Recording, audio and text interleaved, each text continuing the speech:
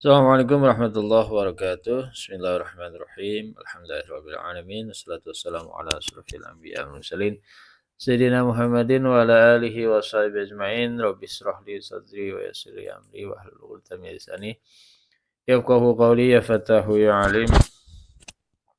Kita masih bahas safinah ya. Masuk ke bab sebab-sebab tayamum ya. Kita baca dulu kitabnya. Bismillahirrahmanirrahim. Faslun ay hadza faslun, ini adalah sebuah fasal asbabut tayammumi. Adapun sebab-sebab tayamum salah satu ialah ada 3 macam. Faqdul ma'i, 1 tidak menemukan air ya, atau tidak adanya air. Wal maradu, yang kedua karena alasan sakit. Wal ihtiyaju ilaihi, yang ketiga karena memang alasan butuh ya ilahi kepada air. Li'atsi hayawanil muhtaramin, karena haus atau butuh minumnya hayawan atau hewan yang dimuliakan. Seperti ya, ayam, kambing, hewan ternak gitu ya. Atau manusia sendiri ya. Kalau dalam bahasan fikih manusia itu hayawan muhtaram. Ghairul muhtarami, adapun hayawan yang tidak dimuliakan sitatun ialah ada 6 macam ya. Tarikus sholati, yang pertama adalah orang yang meninggalkan sholat. Wazanil muhsanu, kedua orang yang melakukan zina muhson. Zina muhson itu orang yang sudah menikah tapi berzina dengan yang lain. Wal murtadu, kemudian orang murtad. Wal kafirul harbiyu, kemudian kafir harbi. Kafir harbi itu kafir yang memusuhi umat Islam ya. Wal qalbul ungkuru, yang kelima anjing galak ya. Wal khinziru, yang keenam babi. Ya, kita bahas secara aspek fikihnya ya. Sebab tayamum itu ada 3 ya, yang menyebabkan orang bisa melakukan tayamum itu ada 3. Yang pertama itu faqdul ma'i, tidak menemukan air. Tidak menemukan air ini alasannya karena 1 bisa karena alasan memang secara kasat mata nggak ada air, seperti dalam kondisi kemarau ya. Kemarau nggak ada air nih. Boleh itu tayamum ya. Tapi faqdul ma ini kondisinya harus setelah kita cari-cari dulu di area sekitar kita nih. Ya, area sekitar itu tuh di sekitar rumah itu memang di kanan, kiri, depan, belakang udah nggak ada air nih. Karena kemarau, itu boleh tayamum. Itu dalam kondisi normal. Atau dalam kondisi tertentu, model di penjara. Di penjara tiba-tiba nggak ada air. Atau di penjara susah keluar untuk mendapatkan air sementara waktu sholat sudah masuk, itu boleh. Atau terkurung di gudang gitu ya. Di gudang itu nggak ada airnya, sementara waktu sholat sudah masuk harus sholat, itu boleh. Posisinya tayamum, itu boleh.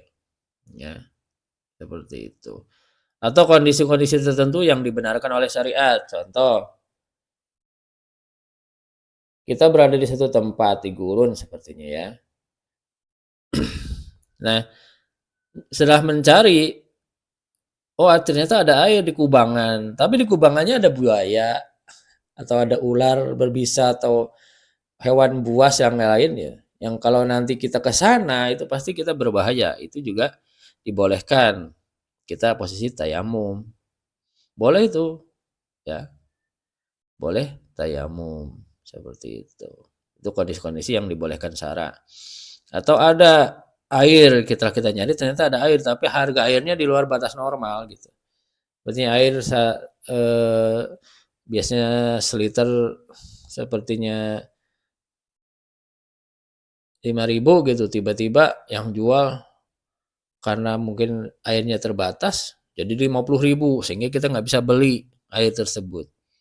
Itu boleh ya, boleh kita tayamum Tidak boleh memaksakan beli air tersebut. Kalau nanti menyebabkan kita tidak mampu untuk membeli hal yang lain, itu seperti itu. Jadi alasan-alasannya ada dua ya.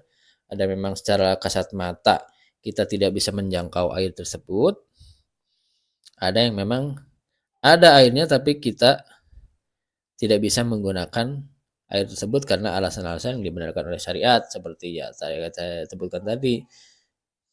Ada air tapi di kubangan, tapi kubangannya ada buaya atau hewan buas yang lain. Kalau kita ke sana maksain membahayakan, itu nggak boleh ya. Artinya tetap harus tayamum. Yang kedua ya posisinya tidak bisa menjangkau air. Kita terkunci di gudang, udah waktu sholatnya masuk, ya sudah mau nggak mau harus menggunakan tayamum ya, menggunakan debu untuk tayamum supaya bisa sholat ya. Seperti itu. Yang kedua alasannya itu sakit. Nah, sakit ini modelnya seperti apa yang membolehkan kita tayamum? Ya kita dulu lihat kondisinya ya. Kalau cuma pilek gitu doang, bersin gitu, ya haram kita tayamum. Karena masih bisa menggunakan air. Tapi kalau kondisinya luka bakar parah gitu, yang mau tidak mau luka itu nggak boleh kena air, nah itu kita wajib tayamum, tidak boleh apa istilahnya menggunakan air karena akan membinasakan atau mengkhawatirkan keselamatan kita sendiri seperti itu ya. Jadi syariat juga tidak memaksakan untuk melakukan sesuatu tapi nanti mencelakakan diri kita, itu nggak bisa. Syariat tidak membolehkan seperti itu. Syariat sangat memahami sekali kondisi manusianya atau mukallafnya. Yang ketiga, alasannya itu airnya ada tapi butuh untuk minum hewan. Seperti hewan ternak gitu. Ada airnya 1 teko nih. Atau 1 ember, 1 drum gitu. Ada airnya tapi hewan ternaknya, kambing apa segala macam butuh untuk minum. Sehingga kalau nggak minum mereka bisa mati. Nah itu kita boleh tayamum, atau airnya cuma 1 teko butuh untuk keluarga minum di saat itu. Udah waktu sholat nih, tapi airnya cuma 1 teko tapi butuh untuk minum satu keluarga. Kalau ini dipakai wudhu, ya nanti kehausan. Keluarga yang lain saya atau keluarga yang lain kehausan. Itu juga boleh. Kondisi tersebut bisa dijadikan alasan untuk melakukan tayamum. Seperti itu ya. Nah, kalau kondisi musafir gimana? Kalau kondisi musafir itu kan posisinya kita dalam perjalanan ya. Itu ada tiga tahap ya. 3 tahap. Pertama dia nyari dulu. Kalau dia nggak punya, nyari ke temennya. Punya nggak kira-kira ada persediaan air nggak? Nah kalau temennya sesama musafir itu nggak punya, dia nyari lagi ke tempat kira-kira dia yakin nggak ada air di situ. Kayaknya merasa yakin nih, kayaknya di sini nggak ada. Kalau saya nyari di sekitaran kayaknya ada deh. Dia belum yakin tuh nggak ada air, tapi masih ada keraguan dalam dirinya itu bahwa ini kayaknya ada air deh. Nah gitu. Maka standar minta tolongnya seperti apa? Ya cari aja jaraknya sekitar 150 meter. Kalau takrus sadida sekitar 150 meter atau 300 ziro ya. Ziro itu 1 lengan ini nih, lengan dari siku ke ujung jari itu 1 ziro ya. Itu jaraknya sekitaran segitu standarnya. Jadi kalau nggak menemukan air di temannya nggak ada, coba nyari area sekitar nih. Ini khusus untuk musafir ya. Area sekitar 150 meter, kanan kiri depan belakang. Kalau dia memang yakin kemungkinan ada air nih kalau saya cari gitu. Tapi kalau memang nggak ada air sama sekali, keyakinan kemungkinan dari sini mah 150 meter nggak ada air deh. Ya sudah, langsung tayamum aja. Tapi kalau di dalam hatinya masih ada keyakinan bahwa bisa menemukan air di 150 meter ya, kalau ada 150 meter kira-kiranya itu nggak ditemukan air, ya sudah tayamum kita. Ya, ini untuk musafir. Yang kedua, batasannya lagi ada batasan jarak dekat. Ya, batasan jarak dekatnya berapa? Itu sekitar kalau di Taqrirah Saqidah atau di kitab-kitab lain juga sama ya, sekitar 9.000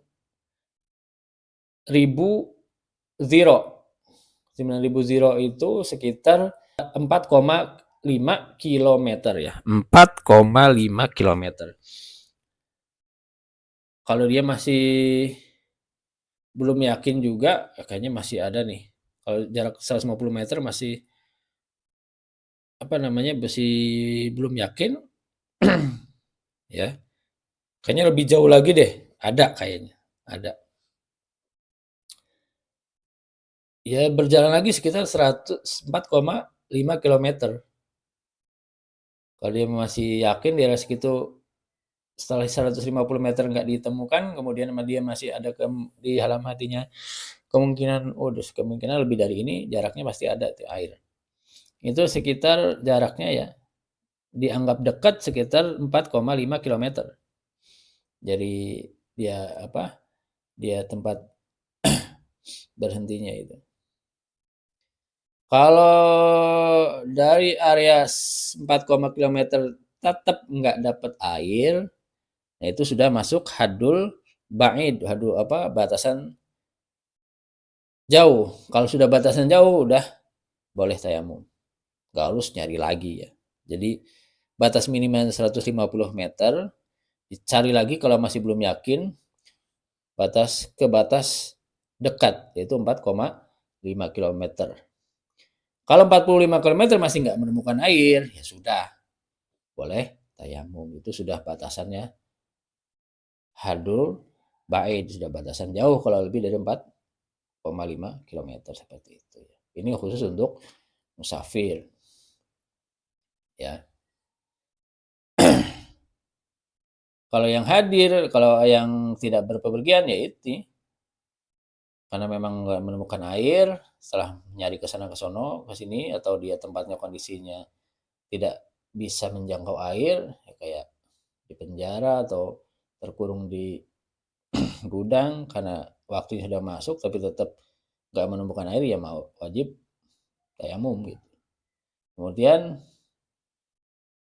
dia tuh bukan musafir tapi dia sakit kondisinya. Kalau pakai air berbahaya bagi dirinya sendiri, ya tetap boleh tayamum. Atau airnya ada sedikit lebih butuh untuk minum hewan ternak sepertinya, atau keluarga yang lain digunakan untuk keperluan lain, ya itu ya sudah bolehkan tayamum. Airnya dikasih untuk hewan ternak atau manusia yang lain. Nah, ihtiyaj ila adshin hayawani muhtaram ini jadi qayyid, jadi batasan bagi hewan yang tidak dimuliakan ya. Hewan yang tidak dimuliakan itu artinya apa? Kalau dalam konteks fikih itu ya juzu qatluhu, ini sadis nih. Keras. Bukan sadis, keras. Biar disiplin orang nggak sembarangan mempermainkan hukumnya. Ya juzu qatluhu standarnya nih. Ghairul muhtaram itu hewan yang boleh dibunuh. Orang yang tidak muliakan, hewan yang tidak dimuliakan itu dalam Islam artinya dia boleh dibunuh. Ada berapa? Ada 6. 1, orang yang meninggalkan sholat itu boleh dibunuh. Tapi ini konteksnya hukum ya, bukan konteks dakwah, bukan konteks mengajak, bukan. Jadi bukan berarti ada orang nggak mau sholat terus bunuh aja, nggak bisa gitu. Itu fikih dakwah ya, itu beda lagi. Itu ngajak orang untuk sholat, ngasih tahu segala macam. Ini bagi orang yang memang sudah diputuskan oleh hakim qadhi ya, dalam dulu qadhi ini dalam lingkup negara Islam. Kalau seorang sudah ditetapkan sama qadhi, dia melawan ketentuan bahwa sholat itu wajib, dia nggak, sudah jelas sholat itu wajib, tapi dia melawan bahwa itu nggak wajib bagi dia. Sementara dia muslim, itu kan ada perlawanan ya. Atau karena memang dia males, nggak mau ngerjain sholat. Nah, hakim sudah memutuskan bahwa ini orang memang sudah menyatakan secara jelas bahwa ini termasuk tarikus sholat, orang yang benar-benar ninggalin sholat. Langkahnya gimana? Ya satu, disuruh tobat dulu. Suruh tobat dulu. Kalau dia memang bertobat, nggak boleh dibunuh. Kalau dia memang tetap menentang kewajiban sholat, mengingkari dan memang males-malesan, nggak mau sholat, itu boleh dibunuh dalam tataran hukum Islam. Karena apa? Karena dia menentang sesuatu yang paling diwajibkan oleh Allah, yaitu sholat. Ya, ini. Jadi ketika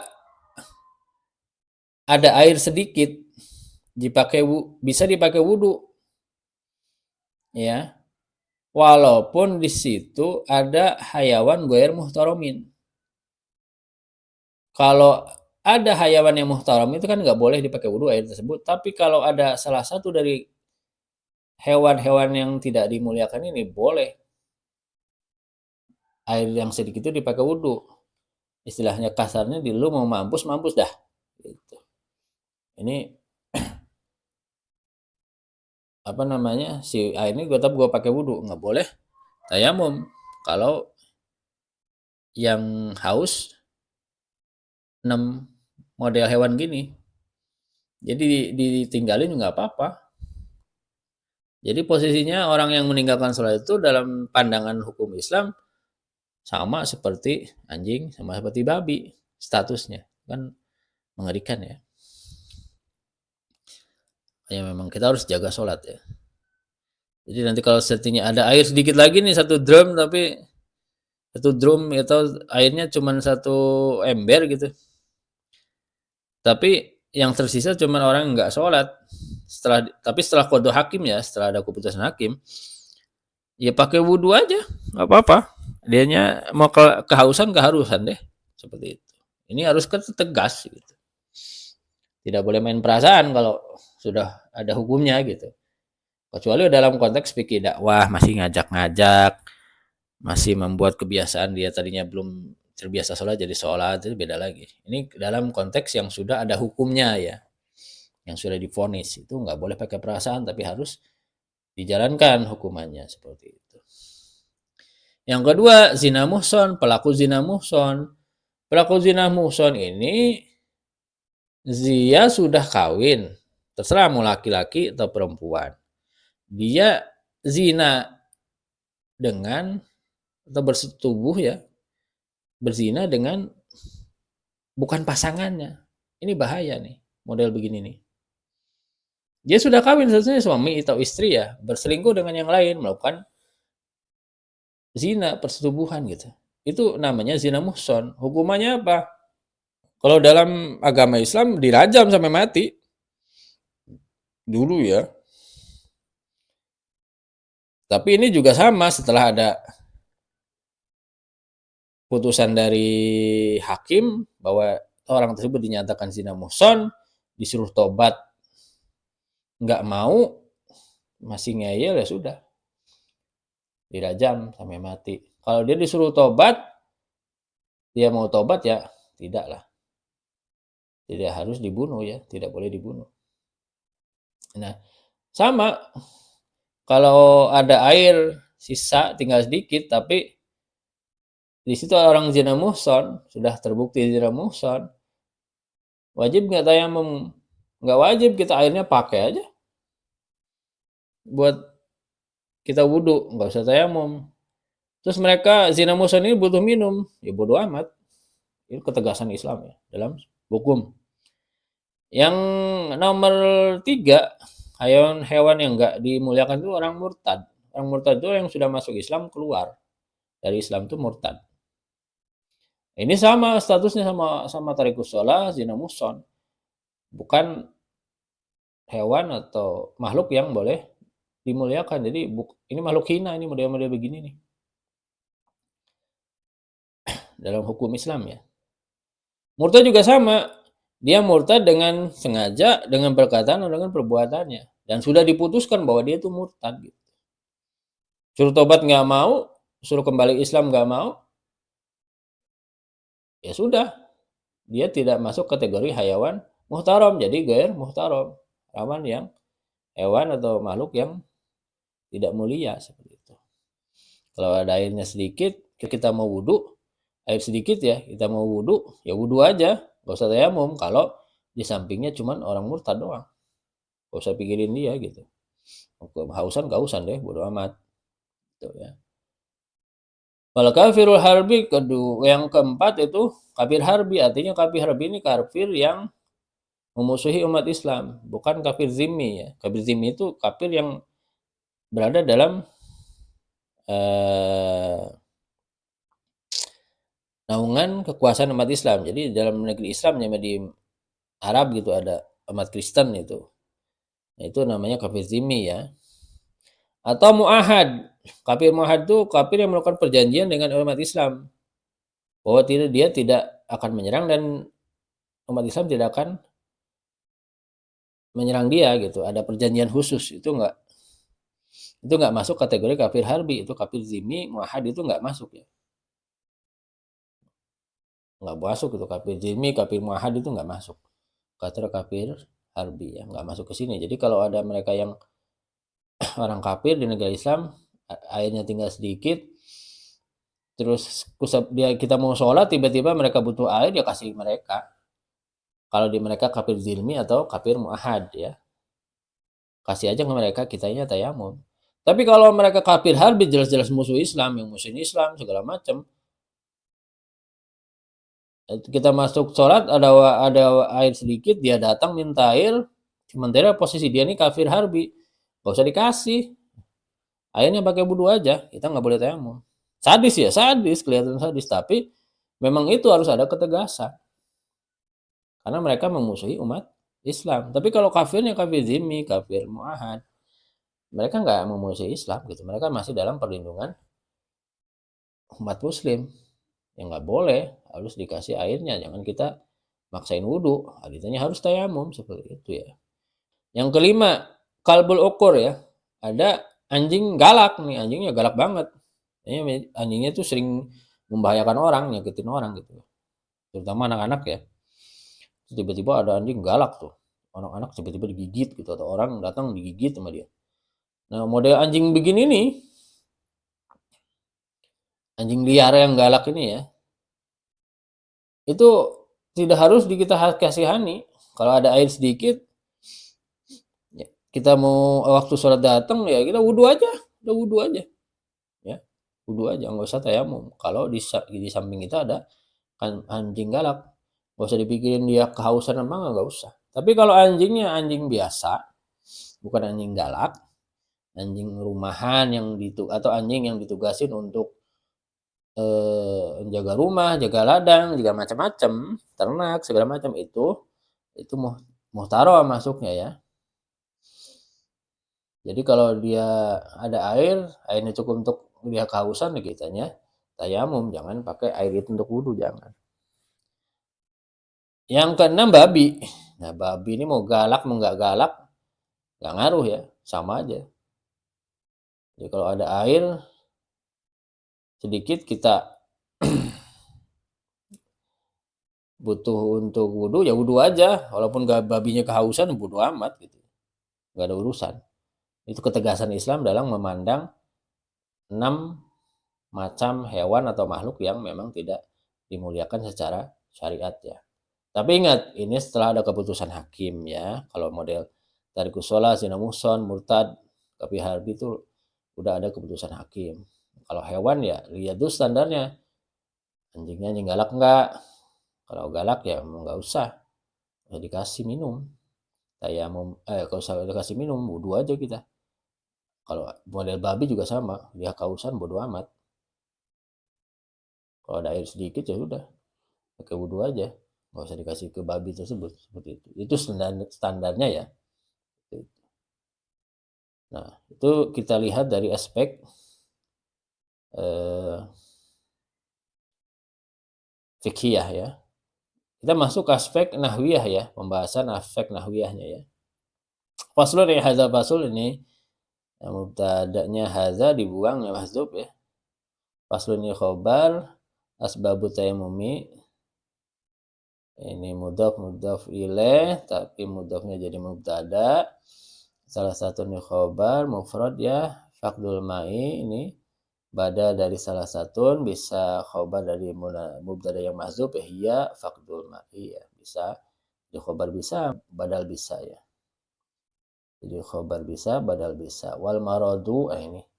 Atof, maradu atofnya, nah ma'tufnya faqdul ma'. Ihtiyaju juga sama. Atof ma'tufnya ke faqdul ma'. Ilaihi mudhaf ilaih. Haknya domir rujuknya ke ma, ini ke air ini.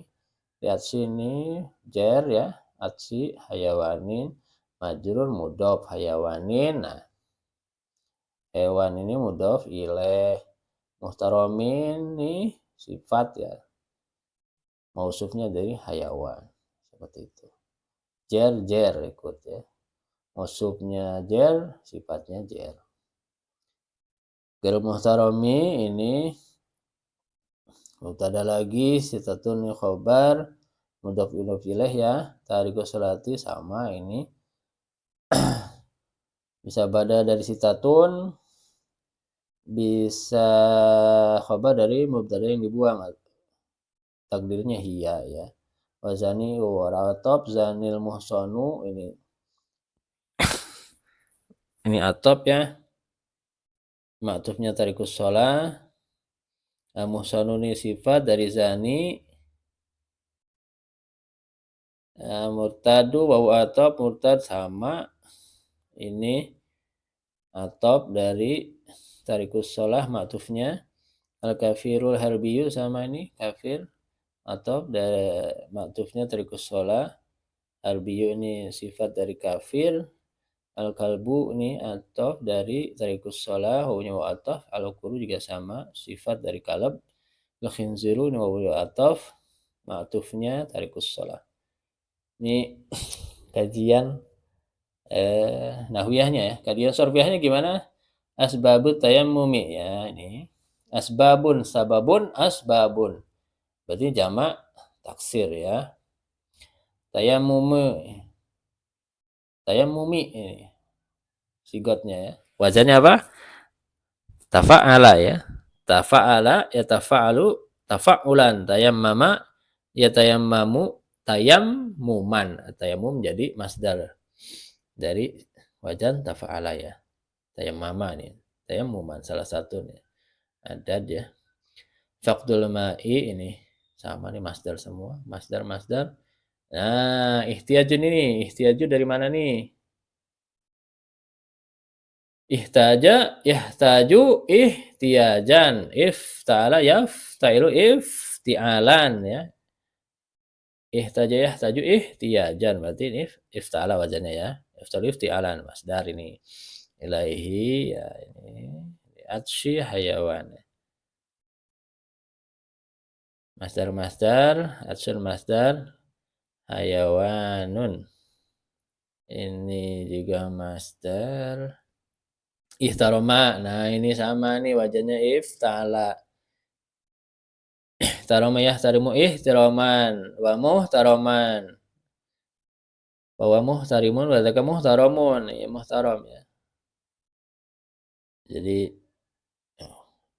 bisa dilihatin ya ihtaja sama kalau ini ifta'ala ini sama ihtaroma ya.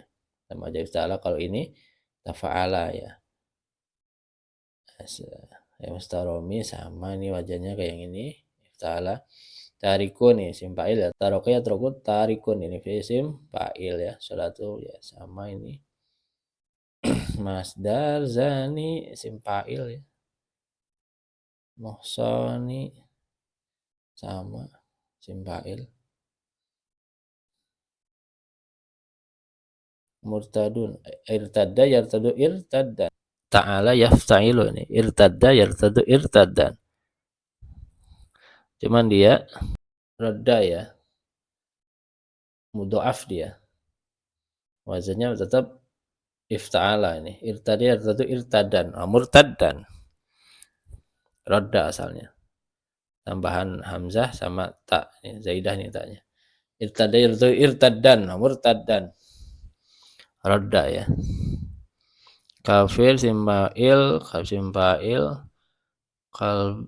ini masdar, ukur masdar, khinzir ya sama ini. Semua isim ya. Isim mufrad ini. Khinzirun semua ya nama hewan. Kalbun nama-nama hewan ini. Semua ini masdar semua ya. Oke, ya semua udah cukup ya untuk pembahasan sorofnya ya. Sorfiahnya cukup. Saya kira untuk 3 pembahasan dari aspek fikih, nahwiyah juga sorfiah sudah cukup ya. Semoga bermanfaat.